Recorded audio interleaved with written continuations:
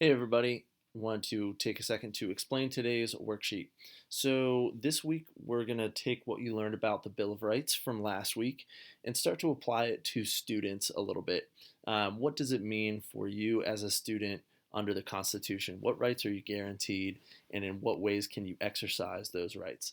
So for today's task, you have three different situations or issues in which a student's rights under the First Amendment come into question. So, the First Amendment, if you don't remember, includes rights like the freedom of speech, the freedom of religion, and the right to protest. So, are these rights protected for students in schools? And if so, how?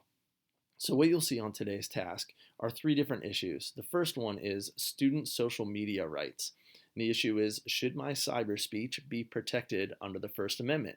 And what you'll see in each of these cases is a source or a specific example in the news where this issue has come into question. So, a controversial case in which a student has done something and there's a question about that student's rights under the First Amendment.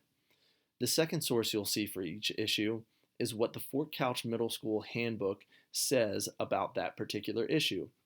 So, under social media rights for students, the first case has to do with a student who was expelled for posting a meme online. The second source there is what our handbook says about using your iPad.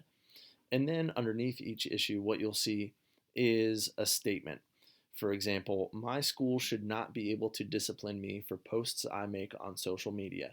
Your task is to circle one of those four statements. How strongly do you agree with that statement? And then explain your view in one or two sentences. So, after reviewing the sources, make your decision and explain. You'll do that for social media rights. And then school dress codes and uniforms.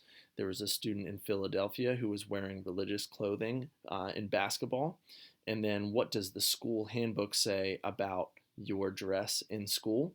And then again, respond, should you have the right to wear what you want when you're at school? And then finally, protests and political speech at school. So there's a local cheerleader a few years ago who decided to kneel during the national anthem. And then what does the Fort Couch Middle School handbook say about saluting the flag and the Pledge of Allegiance? Should you be allowed to protest issues while you're at school? So take a look at these sources that have to do with ways that your First Amendment is protected at school and make a decision. What do you think should be protected for students under the First Amendment? Good luck.